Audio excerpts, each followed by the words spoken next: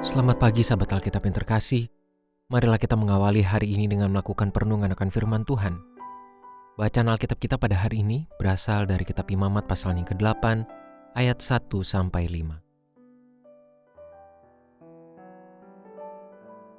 Tuhan berfirman kepada Musa, "Panggillah Harun dan anak-anaknya bersama dia, dan ambillah pakaian-pakaian, minyak urapan, dan lembu jantan kurban penghapus dosa, 2 domba jantan, dan bakul berisi roti tidak beragi.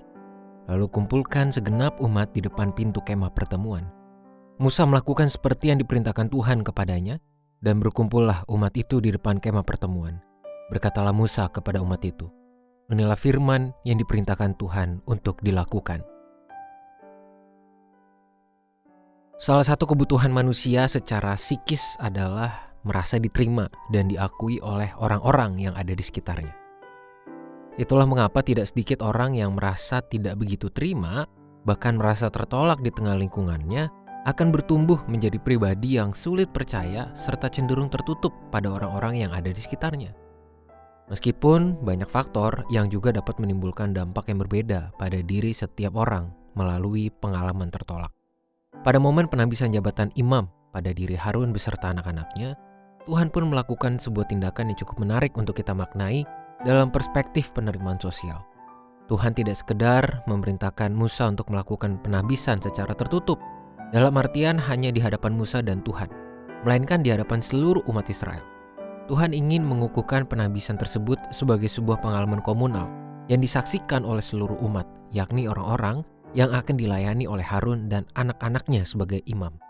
Apabila kita menggunakan pentingnya penerimaan sosial pada diri manusia, maka kita pun dapat menemukan bahwa praktik penambisan yang muncul dalam perikop ini sangat berdampak menghasilkan penerimaan dan pengakuan dari umat Israel terhadap Harun beserta anak-anaknya.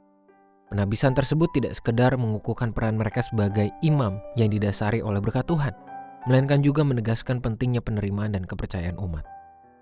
Melalui bacaan ini kita mendapati bahwa setiap orang yang berperan sebagai pemimpin sekaligus melayani kebutuhan spiritual umat perlu mendapatkan dukungan dari setiap orang sebagai wujud kepercayaan yang juga perlu dipertahankan.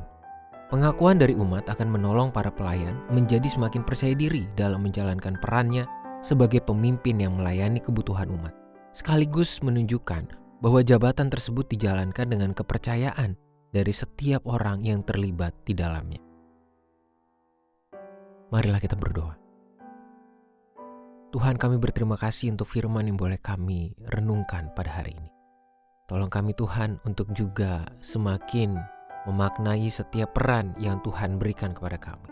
Secara khusus tentang pentingnya penerimaan dan kepercayaan dalam setiap tanggung jawab yang kami miliki. Tolong kami Tuhan untuk bisa percaya kepada orang lain, memberikan ruang kepercayaan untuk mereka menjalankan peran dan tanggung jawabnya. Begitupun mampukan kami Tuhan untuk bertanggung jawab atas kepercayaan yang diberikan oleh orang-orang di sekitar kami. Biarlah kehadiran kami boleh menjadi saluran berkat-Mu. Hanya di dalam nama Tuhan Yesus kami berdoa dan memohon. Amin.